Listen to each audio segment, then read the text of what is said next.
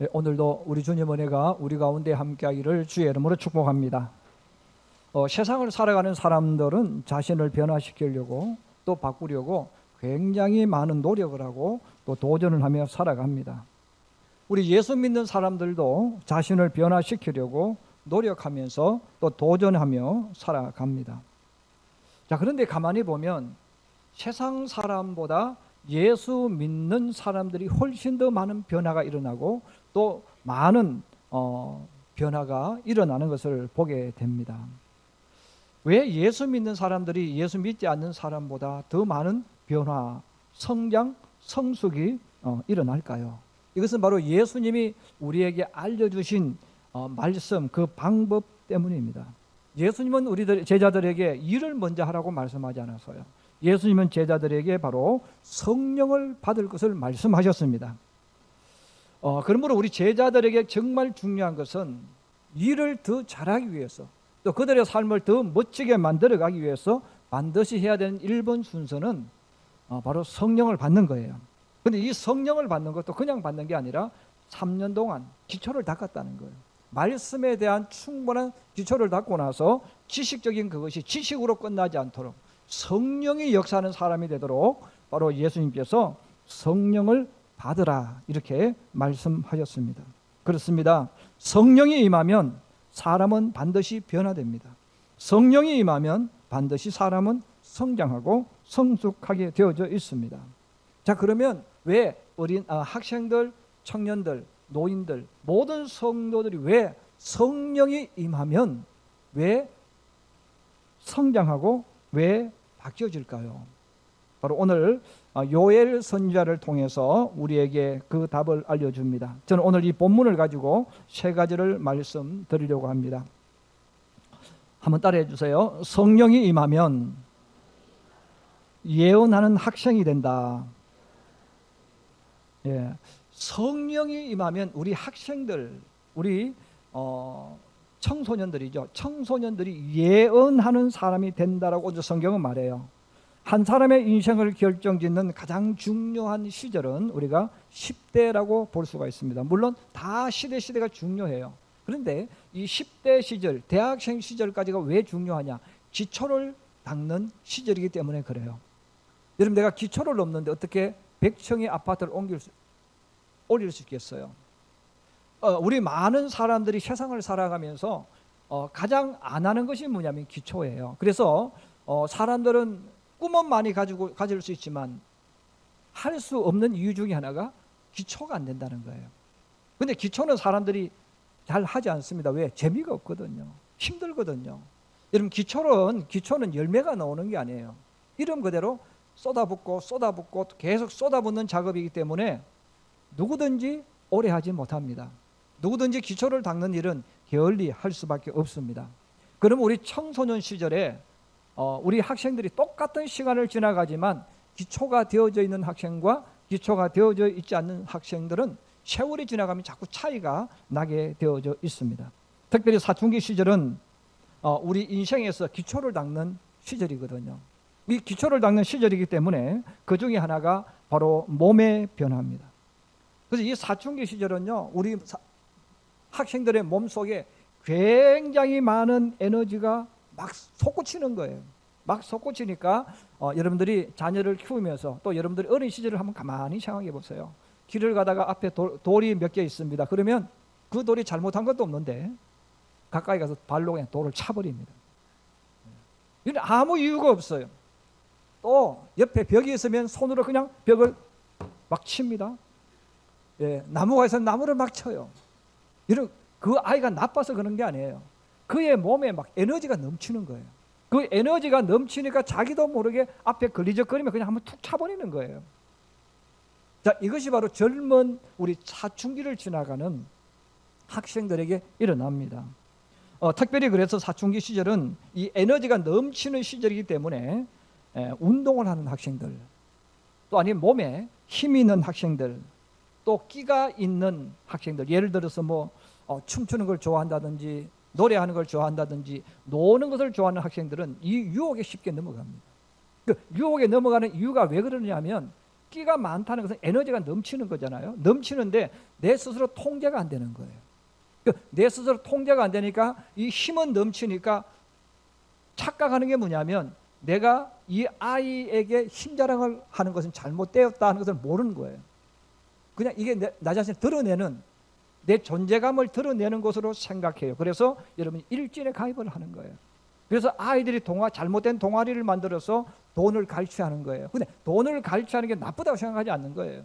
우리 힘을 과시하는 거예요. 우리가 이런 아이, 우리가 이런 사람들이야. 그래서 젊은 사춘기 시절에 많은 학생들이 잘못된 기초를 닦고 잘못된 길로 걸어간다는 거예요. 또 반대로 힘이 없는 학생들이 있어요. 또 학교에서 공부를 못하는 아이들이 있어요. 그럼 이 아이들은 또 반대로 갑니다. 체념을 해버려요. 포기를 해버리는 거예요. 공부에 대한 포기를 해버리니까 가방은 들고 학교에 가지만 그냥 어영부영 시간만 때우다가 졸업을 하게 되는 거죠. 자, 그렇게 세월을 보내고 정신을 차리고 보면 갑자기 뭡니까? 내가 뒤처져 있는 거예요. 아니면 내가 어느 잘못된 길로 가 있는 거죠. 자, 그러면 이 사춘기를 보낸 아이들은 어떻게 됩니까? 자신감을 잃어버립니다. 그리고 도피하거나 도망가는 사람, 숨는 사람으로 자기도 모르게 바뀌어지는 거예요. 우리 교회 다니는 아이들도 이런 아이들이 많다는 거예요. 여러분, 세상은 더 말할 필요가 없겠죠.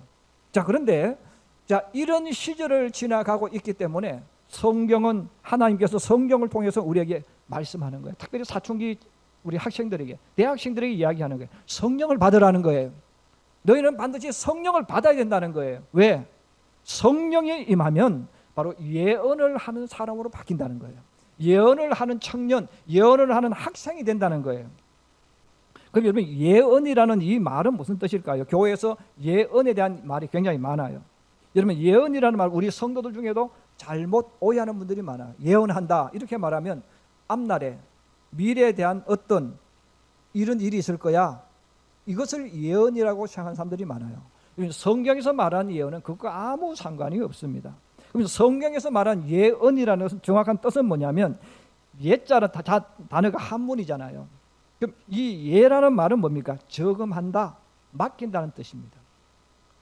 바로 하나님께서 성도에게, 하나님 백성들에게 말씀을 주시면서 이건 너가 가지고 있어, 너의 것이야, 내게 말씀을 맡기는 거예요. 우리가 은행에, 여러분, 내 돈을 은행에 맡깁니다. 이게 맡기니까 우리가 돈을 맡기기 때문에 예금이라는 단어를 쓰잖아요. 은행에 있는 그 돈은 내 돈이에요. 근데 은행이 관리하고 있어요. 자, 이와 같이 하나님께서 내게 말씀을 내게 주시는 거예요. 그럼 은자는 뭡니까? 말씀이죠. 그래서 예언이라는 말은 하나님의 계획, 나를 통해서 어떤 일을 이루실 하나님의 계획을 내게 주신단 말이에요. 주시기 때문에 그 말씀을 내가 아멘, 아멘, 하나님 그 말씀대로 주님이 저를 이끌어 가실 줄로 믿습니다. 이 말씀대로 하나님 제게 역사하여 주실 줄로 믿습니다 하고 그 말씀을 받는 것, 이게 바로 예언이라는 단어입니다. 자, 근데 예언은 내가 받는 것까지 하는 거예요. 그런데 성경이 말합니다. 성령이 역사하면 그 예언을 한다는 거예요. 내 입으로 토해낸다는 거예요. 누구에게? 나에게. 여러분, 하나님의 말씀을 받아가지고 국가적으로, 민족적으로, 공동체를 위해서 쓰여진 사람은 예언자라고 이야기합니다. 이 사람은 전문직입니다. 이 사람들은 개인을 위해서 하는 게 아니고 하나님께서 공동체에게, 신앙 공동체에게 주시는 메시지를 전해주는 사람이에요. 내 이야기를 하는 사람이 아니에요. 그러면 보통 사람, 저나 여러분 같이 이런 사람들은 그러면 예언을 한다 하는 그 말은 뭡니까? 하나님이 내게 주시는 그 말씀을 아멘으로 받았어. 이 말씀은 나에게 이야기하는 거예요. 그래서 이 하나님의 계획, 하나님의 약속을 나에게 적용시켜서 내가 계속 선포하는 거예요. 그 예를 제가 알려드릴게요. 다니엘은 10대 소년일 때 바벨론으로 포로로 끌려갑니다. 몸에 쇠사슬이 묶여서 많은 사람들과 같이 얻어맞으면서 매질을 당하면서 머나먼 바벨론으로 포로로 끌려갔죠. 친구들도 끌려갑니다. 귀족들도 끌려가고 일반 사람들 끌려갑니다. 그리고 이스라엘 백성들이 반란을 일으킬 수 없도록 흩어버립니다. 그래서 이스라엘 백성은 친구들도 흩어집니다. 가족도 흩어집니다. 일가 친족도 흩어집니다. 흩어져서 그들끼리 어떤 동네를 이루어서 살아가게 만들었어요. 그리고 그들은 포로입니다. 이런 포로는 아무것도 할 수가 없습니다. 감시받고 매맞고 조롱받는 미래가 사라져버린 사람들이 포로입니다. 자, 그러므로 많은 이스라엘 백성들이 포로로 끌려와서 거기에 살면서 청소년들이 무슨 이야기 할까요? 하나님 원망하겠죠. 하나님 살아계시면 어떻게 이스라엘이 이룰 수 있습니까? 하나님, 우리가 뭐를 잘못했습니까? 하나님, 왜 하나님을 믿는 사람들이 이런 노예가 되고 나라가 망하고 이런 일이 어떻게 일어날 수 있습니까? 하나님 계시는 겁니까? 안 계시는 겁니까? 아마 많은 원망과 불평을 했을 거예요. 자, 이런 환경과 이런 역경에 처했을 때 성경을 우리가 읽어보면 다니엘은 원망하지 않았다는 거예요. 다니엘은 절망하지 않았다는 거예요. 다니엘은 믿음을 버리지 않았다는 거예요. 그럼 여러분, 왜 10대의 다니엘이 이런 상황을 만났는데, 다른 사람은 하나님을 원망하는데 왜 다니엘은 하나님을 원망하지 않았을까요? 바로 다니엘의 마음속에 하나님의 말씀이 살아 움직인 거예요. 다니엘의 마음속에 하나님의 말씀을 받아들여서 그 말씀이 다니엘이 지금 살아 역사하는 거예요. 이게 바로 뭡니까? 예언이에요. 특별히 하나님은 예레미야 선지자를 통해서 계속해서 말씀을 합니다. 이스라엘 여러분, 백성 여러분, 우리는 바벨론에 망할 거예요. 우리나라가 사는 방법은 바벨론 나라에 항복하는 겁니다. 우리가 바벨론에 항복하는 것이 하나님의 뜻이고 하나님의 계획입니다. 그러므로 우리는 바벨론 나라에 항복을 해야 됩니다. 그리고 이스라엘 백성 여러분, 우리가 알아야 될 것이 있습니다. 하나님은 예루살렘 성전을 버리셨습니다. 하나님은 예루살렘 성전을 떠나가셨습니다. 그리고 에스겔을 통해서 계속해서 또 알려주시는 거예요. 하나님은 여기 계시지 않고 하나님은 예루살렘에 계시는 것이 아니라 이제 바벨론으로 가셨다는 거예요. 그리고 하나님은 바벨론에서 이제 새로운 일을 하신다. 예레미야와 에스겔 선지자를 통해서 하나님이 계속해서 그 사실을 선포해주고 선포했어요. 자, 이 모든 말씀을 누가 들었습니까? 다니엘이 들었어요. 물론 다른 사람도 다 들었겠죠. 근데 다른 사람은 그냥 지식적으로 뭐 들은 거예요. 근데 다니엘은 그 모든 말씀을 하실 때 내게 주시는 주님의 말씀으로 받는 거예요. 아멘, 아멘하고 하나님의 모든 계획, 하나님의 모든 뜻을, 말씀을 다니엘 아멘으로 받는 거예요. 그 아멘으로 받으면서 다니엘이 자기에게 뭐라고 예언을 하는 겁니까? 하나님은 예레미야와 에스겔 선지자를 통해 말씀하신 것처럼 나에게 역사하신다는 거예요. 바벨론에 오신 그 하나님은 나의 하나님이에요. 하나님은 이제 바벨론에 와 있는 내가 포로지만, 내 신분이 아무것도 없지만 하나님은 나를 통해서 하나님의 일을 행하시고, 하나님은 나를 통해서 하나님 살아계신 역사를 이루실 것. 그리고 이제는 하나님께서 예루살렘 사람을 쓰시는 것이 아니라 바벨론에 와 있는 이들을 통해서 일하시고 역사하신다는 거예요. 이걸 자기에게 말하는 거예요. 그 일에 쓰임받는 사람이 바로 너라는 겁니다. 그러므로 여러분, 다니엘은 바벨론에 왔지만 다니엘서 읽어보시면 다니엘이 포로가 되어서 끌려와서 한 것이 있습니다. 하루도 쉬지 않고 기도하기 시작했다는 거예요. 여러분, 왜 기도하기 시작했겠어요? 하나님의 그 예언이, 하나님 말씀이 내게 왔고 다니엘은 그 예언을 내 말씀으로 받은 거예요. 그 말씀으로 받았으니까 기도하기 시작한 거예요. 기도하기 시작하니까 다니엘의 행동이 나타납니다. 다니엘서 1장 8절입니다. 한번 따라해 주세요. 다니엘은 뜻을 정하여, 한 번만 더요. 다니엘은 뜻을 정하여. 예. 다니엘은 뜻을 딱 정했어요. 그러면서 왕의 음식과 그가 마시는 포도주로 자기를 더럽히지 아니하리라 하고 자기를 더럽히지 아니하도록 환관장에 구했다는 거예요. 이 하나님은 내가 포로가 되어 있든 뭐가 되든 그게 중요한 게 아니에요. 하나님의 그 말씀을 내가 받은 거예요. 그 말씀을 받았기 때문에 그 말씀을 가지고 다니엘은, 이 말씀은 너에게 주신 말씀이 아니라 내게 주신 말씀이에요. 다니엘은 그 말씀을 가지고 바벨론에서 살아가기 시작합니다. 그리고 다니엘에게 스스로 자기가 선포하는 거죠. 하나님은 너 다니엘을 택했다. 그리고 너 다니엘이 하나님이 쓸 수 있도록 만들어라는 거예요. 그래서 다니엘은 기도하기 시작했고 뜻을 정해서 다른 사람은 어떻게 하든 내 친구가 어떻게 하든 하나님은 나를 쓰실 거라는 거예요. 하나님은 나를 통해 일하실 거라는 겁니다. 하나님은 내게 그 언약하신 것 이루실 거라는 거예요. 그래서 그 예언을 하는 거예요. 그 예언을 하면서 자신의 인생을 열어갈 때 여러분, 하나님께서 다니엘에게 예언한 그대로 어떻게 이루는가가 다니엘에서 나와 있어요. 여러분, 사춘기 시절에 우리 학생들에게 정말로 필요한 게 뭡니까? 나를 통해서 일하실 하나님에 대한 예언입니다. 그래서 우리 학생들이 왜 뜻을 정하지 못합니까? 뜻을 정해야 될 이유가 없어. 내가 뜻을 정하고 싶은데 나로 하여금 뜻을 정하도록 만드는 동기부여가 안 되는 거예요. 그런데 성령이 역사하는 학생은 하나님이 그 사람에게 동기부여를 해주는 거예요. 그 동기부여가 뭡니까? 하나님의 계획입니다. 하나님의 약속입니다. 그 나를 통해서 하나님이 어떤 일을 하실 것이라는 확신이 내게 오는 거예요. 여러분, 성경에 있는 모든 말씀은 아무리 많이 읽어도 지식입니다. 그런데 그 지식이 성령이 역사하면 살아있는 하나님의 말씀으로 내게 들려오는 거예요. 그 말씀이 내게 들려오니까 내가 공부 잘하든 못하든 중요한 게 아니에요. 하나님은 아브라함에게 하신 그 축복이 내게 이루어질 축복이에요. 그 내게 이루어질 축복이 되어지니까 생각이 달라지는 거예요. 행동이 달라지는 거예요. 공부하는 목적이 달라지는 거예요.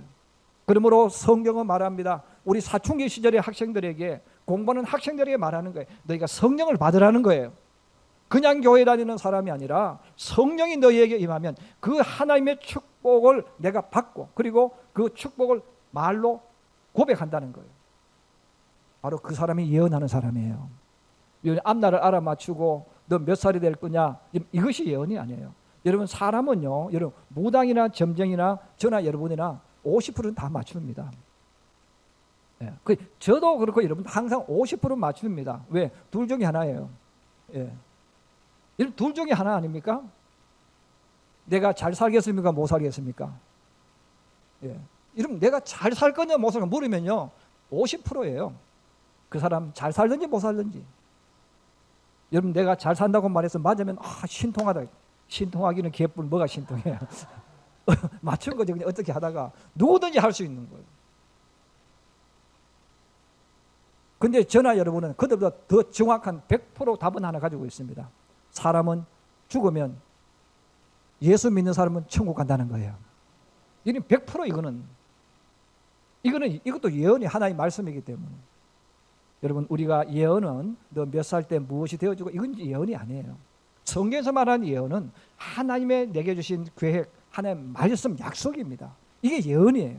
그래서 예언을 하는 것은, 그래서 그 말씀을 내가 받아서, 여러분, 내가 그 말씀을 내 자신에게 선포해 주는 거예요. 하나님의 축복은 누구에게 준 축복이 아니고 내게 준 축복이다.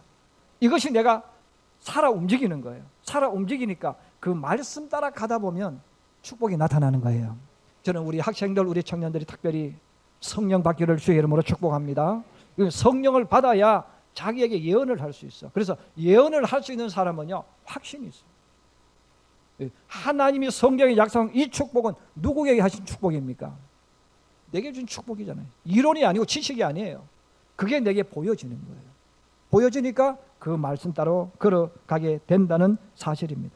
두 번째로 한번 따라해 주세요. 성령이 임하면 환상을 보는 사람이 된다. 네. 요즘 제 주변 어른들의 이야기를 통해서 가장 많이 듣는 청년들의 행동 중에 하나가 돈을 모아서 그 돈으로 여행을 떠나는 청년들의 행동입니다. 여러분, 여행 떠나는 게 잘못은 아니에요. 그런데 여행도 떠날 때 목적이 분명해야 돼요. 요즘 우리나라에 보면 대학을 졸업한 우리 많은 청년들이 직장을 안 갑니다. 또 직장을 잡으려고 잘 안 잡히는 거죠. 그럼 이 청년들이 직장도 안 잡히고 직장도 잘 없고, 자, 그래서 이 청년들이 하는 다 그런 건 아니에요. 그런 청년들이 많아지고 있다는 것을 이야기하는 거예요. 그럼 그 청년들이 6개월간 열심히 알바를 해요.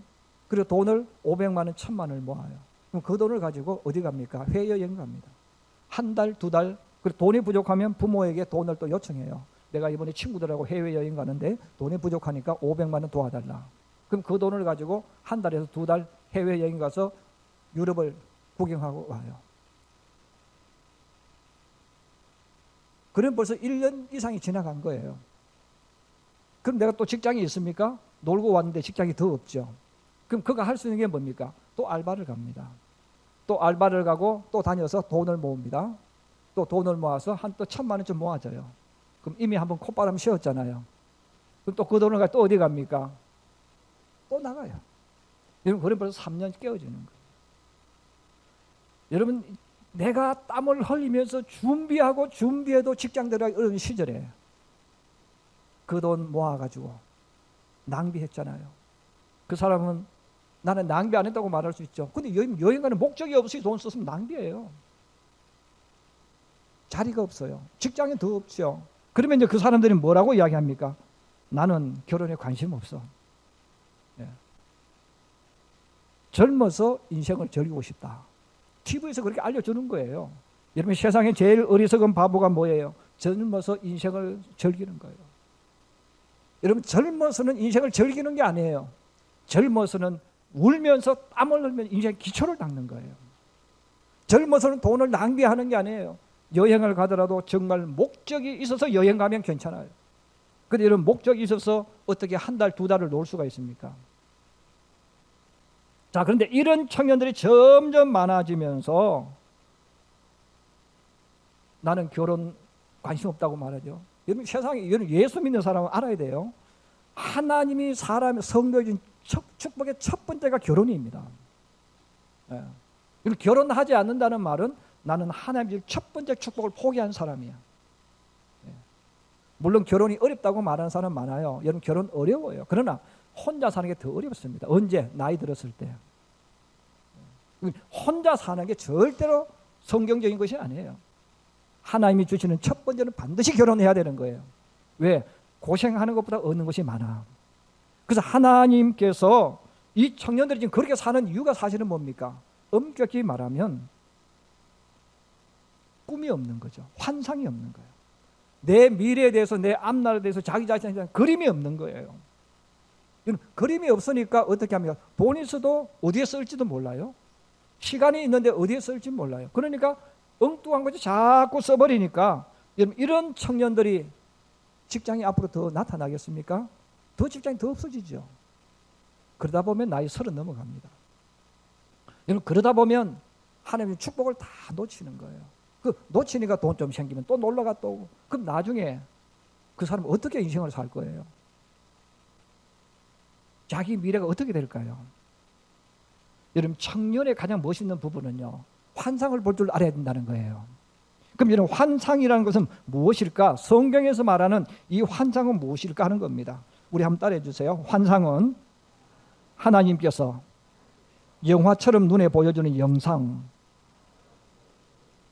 그래서 하나님께서요, 환상은 하나님께서 내게 영화처럼, 영화 우리 스크린에 딱 모습이 나타나잖아요. 이것처럼 하나님께서 내게 보여주는 영상이 뭐냐면 환상이란 단어입니다. 그래서 하나님께서 성령이 임하는 사람에게 이 환상을 보여주시는데, 성경에는 환상이 두 가지로 나타납니다. 하나는 꿈을 통해서, 또 하나는 비몽사몽간에 하나님 환상을 보여주세요. 그래서 여러분, 요한계시록 사도 요한이 밤모섬에서 환상을 보잖아요. 그 환상은 뭐예요? 비몽사몽간에 하나님께서 보여주시는 그림이에요. 앞으로 이렇게 될 거야. 너도 앞으로 이렇게 될 거야. 교회가 이렇게 될 거야. 하나님은 이렇게 역사하실 거야. 예언은 말로 보여주는 것이라면, 환상은 스크린을 통해서 내 눈에 보여지도록 만들어 주시는 거예요. 여러분, 스가랴 선지자도 에스겔도 성경을 읽어보시면 하나님이 이상 중에, 그 이상이라는 단어는 환상이라는 단어예요. 하나님께서 환상 중에 내게 보여지게 만들어 주시는 거예요. 그래서 요한계시록은 요한이 음성을 들은 것도 있지만 하나님이 보여주시는 것을 가지고 요한이 언어로 표현하는 거예요. 자, 하나님께서 바로 청년들에게, 젊은 사람들에게 환상을 보여주시는데, 어떤 사람이 환상을 보느냐면 바로 성령이 임하는 사람, 성령이 역사하는 사람에게 이 환상을 보여주신다는 거예요. 그래서 환상을 보여주는 사람은 소리를 들었던 사람보다 더 명확합니다. 그래서 여러분, 야곱을 가만히 읽어보시면 야곱이 인생길을 걸어갈 때도 흔들리지 않아요. 왜 그럴까요? 하나님께서 베델에 찾아오셔서 야곱의 환상을 꿈을 통해서 환상을 보여주시는 거예요. 야곱은 평생토록 그 꿈을 보고 걸어가는 거예요. 우리가 잘 아는 요셉에 대한 말씀이죠. 요셉은 17세에 하나님이 보여준 꿈, 환상을 보았습니다. 모든 형제들이, 곡식단들이 자기에게 무릎 꿇는 환상입니다. 해와 달과 11별, 곧 아버지와 어머니가, 형제들이 자기에게 무릎 꿇는 환상이에요. 이 말은 무슨 말입니까? 여러분, 부모가 무릎 꿇을 정도로 하나님은 요셉을 존귀한 자로 만들어 주신다는 거예요. 여기에 대한 환상을 보여주셨어요. 자, 그래서 요셉이 어느 날 갑자기 절벽에서 떨어져서 노예 신분이 되지 않습니까? 불행한 사람이 되었죠. 그리고 그는 성경에 있는 그대로 애굽으로 팔려가서 보디발의 노예가 됩니다. 여러분, 노예가 되는 사람, 포로가 되는 사람들은 꿈을 포기한 사람입니다. 왜? 내 신분을 벗어날 수가 없습니다. 이 내 신분을 벗어날 수가 없는 거죠. 그러므로 여러분, 하나님을 잘 믿었던 청년이 갑자기 노예가 되었다고 생각해 보세요. 그것도 우리나라에서가 아니고 먼 미국이나 유럽 팔려갔다고 생각해 보세요. 여러분, 그 속에서 그 아이, 젊은 아이가 찬송하고 기도하겠습니까? 불평하고 원망하고 하나님 막 욕하고 이랬겠죠. 하나님 살아계신다고 하더니, 올바로 믿으면 복 주신다고 하더니 어떻게 하나님 이럴 수 있습니까? 하고 분명히 그렇게 했을 거예요. 그런데 여러분, 성경을 읽어보시면 포로가 되어졌지만, 내가 이해할 수 없지만, 미래가 없지만, 어둡고 답답하지만 뭡니까? 요셉도 똑같습니다. 뜻을 딱 정합니다. 흔들리지 않습니다. 원망하지 않습니다. 불평하지 않습니다. 노예지만 내 갈 길을 믿음 가지고 걸어갑니다. 왜? 하나님이 보여주는 환상 때문에.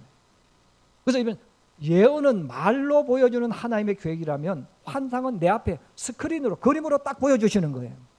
보여주시기 때문에 요셉은 내가 노예가 되었던 노예가 되든 그게 중요한 게 아니에요. 하나님 반드시 나를 존귀하게 만들어 주신다는 거예요. 이 그림이 딱 그려져 있으니까 요셉은 흔들릴 수 있는 상황이 와도 흔들리지 않는 거예요. 또 실망할 수 있잖아요. 또 누명 쓰고 또 감옥에 들어가요. 이런 감옥에 들어가도 요셉이 흔들리지 않습니다. 왜? 하나님이 보여주신 분명한 환상이기 때문에.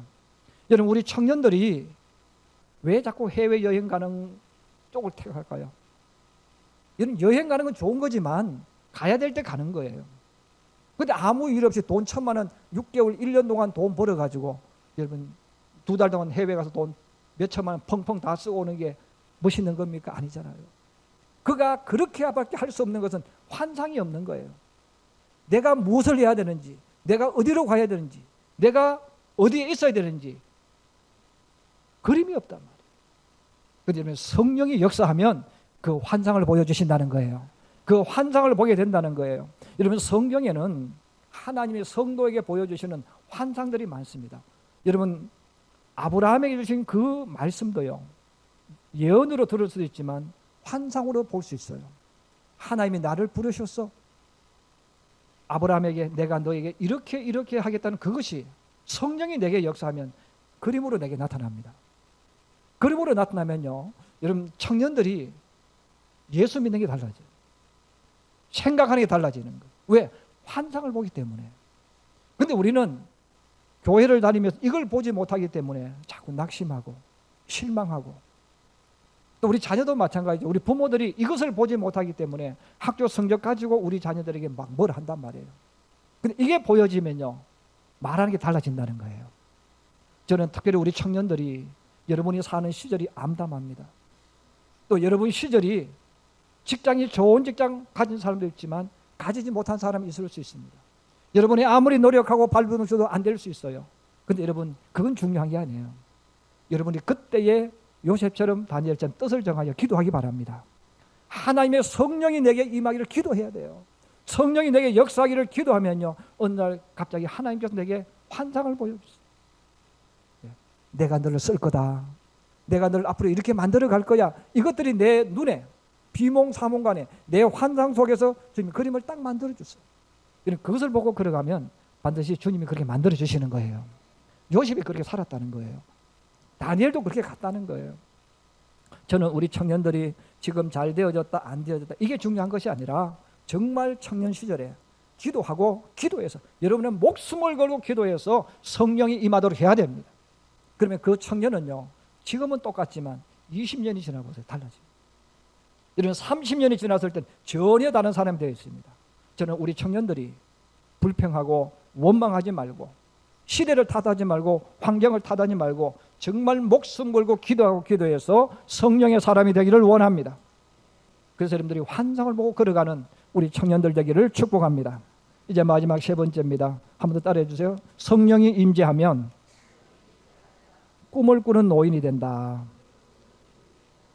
직장에서 은퇴를 하고 나면 여러분, 본인도 세상도 늙은 사람 취급합니다. 여러분, 늙은 사람이라는 것은 일할 수 없는 사람, 뒷전으로 물려난 사람 등을 이야기합니다. 그래서 나이가 드신 노인들은 자신들도 모르게 포기를 해버려요. 자신들도 모르게 이런 말들 참 많이 합니다. 이제 내가 나이가 들어서 내가 할 일이 무엇이 있는가. 세상 살 만큼 살았으니 이제 나는 죽을 일만 남았다고 말하는 분이 많아요. 또 그렇게 말하면 사람은 나이가 들면 쓸모가 없다고 이야기를 해요. 저는 제 개인적으로 우리나라 정부에 대해서 복지를 하지만 불만이 굉장히 많은 것이 하나 있습니다. 이런 마을 회관 등에 가면 나이 드신 노인들이 하루 종일 고스톱을 쳐요. 근데 고스톱을 치는데 그분들이 고스톱 잘 치시라고 정부에서 자꾸 맛있는 걸 주는 거예요. 거기에 돈 주지 말고 이러면 교회 나와서 국가를 위해서 기도하는 노인들에게 돈을 줬으면 좋겠어요. 네. 여러분 그분들이 저는 절대 나쁘다고 말하지 않습니다.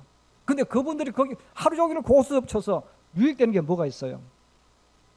물론 치매 예방할 수도 있고 시간 여러 개 장점도 있을 수 있습니다. 그런데 여러분 좀 더 크게 한번 생각해보세요. 여러분 고스톱 치는 노인들이 그래 내가 앞으로 나는 꿈을 꾸는 노인이야. 나는 이런 꿈이 삶에서 고스톱 치는 분을 저는 한 번도 못 봤습니다. 그냥 시간 때우고 왜 갈 데가 없고 오라가 한 데가 없잖아요. 그런데 여러분 성령이 노인에게 역사하면요 꿈을 꾼다는 거예요. 꿈을 꾼다는 말은 무슨 말입니까? 나는 이런 일을 하겠다. 나는 이런 일을 하는 사람이라는 그 뜨거운 마음이 그 속에서 올라오는 것을 말하는 거예요. 여러분 노인 되면 할 일이 너무 많아요. 직장 다니는 분들은요 내가 하고 싶어도 시간이 없어서 기도할 시간이 없어요. 여러분 우리는 기도에 대한 이야기를 많이 하잖아요. 여러분 기도하면 하나님은 놀라운 역사를 일으킵니다. 여러분 기도하는 사람은 놀라운 역사를 일으키는 사람이에요. 놀라운 역사를 일으키니까 내 속에 그 꿈이 있는 거예요. 그 꿈이 뭡니까? 내가 우리 자녀를 위해서 기도해야 되겠다. 내가 우리 자녀를 위해 기도하면 우리 자녀들이 복의 근원이 돼. 나는 기도할 거야. 이런 꿈을 주시는 거예요. 이런 꿈을 주시기 때문에 이런 꿈을 꾸는 노인은요 어느가 확신 속에서 이야기합니다. 여러분 요즘 우리 남자들도 마찬가지예요. 은퇴한 남자들이 저는 너무 불쌍해요. 그 왜 불쌍하냐면 평생도록 일해놓고 이제 직장 안 나가면 이제 아내 눈치 보기 시작하잖아요. 네. 자신들 눈치 보기 시작해요. 얼마나 비참한지 몰라요. 왜 그럴까요? 꿈이 없으니까. 하나님의 영이 내게 역사하면요 여러분 돈이 중요하지만 더 중요한 것은 뭡니까? 기도할 수 있는 능력이 있잖아요. 나는 이제부터 주님 앞에 기도할 거야. 내가 이제부터 기도할 때 하나님은 내 기도를 통해서 너희들을 축복할 거야. 나는 이제 너희들을 위해서 이걸 할 거야. 나는 이제 교회를 위해서 이걸 할 거야. 나는 국가를 위해서 이제 기도할 거야. 이런 꿈이 내게 있으면요 언어가 달라져요. 그리고 꿈이 있는 사람은요 말에 확신이 있어요. 이런 더 중요한 것은 기도하는 사람은 누구보다도 위대한 사람입니다. 그 정부에서 왜 회관에서 화투 치는 사람에 돈을 주면서 교회에 나와서 국가를 위해서 기도하는 사람들에게 왜 돈을 안 주는지 모르겠어요. 혹시 여러분 국가에 잘 아시는 분이 있으면 전화 좀 하셔가지고 교회에 나와서 국가를 위해서 기도하는 분들, 여러분 가정을 위해 기도하는 분들에게 좀 줄 수 있도록 좀 청원해 주세요. 여러분 이것보다 더 크고 위대한 일이 어디 있습니까? 여러분 이것이 멋있는 노인이에요. 꿈을 꾸는 노인이란 말이에요. 여러분 자식 눈치 보고 여러분 아내 눈치 보고 너 세상에 할 것 없다 이게 아니죠. 할 게 얼마나 많습니다. 이제는 자녀들의 기도의 후원자가 되어서 여러분 그 기도해 주는 것은요 돈으로 감당할 수가 없는 거예요. 그래서 여러분 이것이 이루어지는 분은 그렇게 말할 수 있잖아요. 아들 딸 딱 불러놓고 이제 아빠는 엄마는 너희를 위해 기도하는 사람이 될 거야. 내가 이제 너희를 위해 기도하기 때문에 너희들은 반드시 하나님의 축복이 임할 거다. 그 말 하면 자식들이 무시하겠습니까? 못하겠습니까? 절대로 못합니다. 왜? 기도는요 어떤 것보다 강하고 위대하기 때문에 그래요. 그래서 오늘 성경은요 우리들에게 성령이 임하면 노인들이 쓸모없는 게 아니고 반대로 꿈을 꾸게 되어지고 꿈을 주는 노인이 된다는 거예요. 오늘 우리가 이 말씀들을 다시 한번 묵상하면서 저는 우리 성도들이 그냥 교회에 오고 가는 성도 되어서는 안 된다는 겁니다. 반드시 성령을 받아야 됩니다. 여러분 성령 받기를 주의 이름으로 축복합니다. 또 성령이 임하도록 기도해야 됩니다. 이 성령이 내게 역사하면요 젊으면 젊어서 청년이면 청년이어서 노인이면 노인이어서 이 땅에 해야 될 일이 너무나 많고 또 이런 사람을 통해서 하나님은 역사하실 줄로 믿습니다. 우리 모든 성도들이 학생, 청년, 어른들이 쓸모없는 게 아니라 성령이 내게 역사함으로 다 꿈을 주는 사람, 환상을 보는 사람, 예언을 하는 사람이 되어서 주의 영광을 나타낼 뿐 아니라 하나님의 복을 받아서 사람들에게 이렇게 예수 믿는 거야, 이것을 나타내는 사람이 될 줄로 믿습니다. 우리 모든 성도들이 이런 성도가 되기를 주의 이름으로 축복합니다. 축복합니다.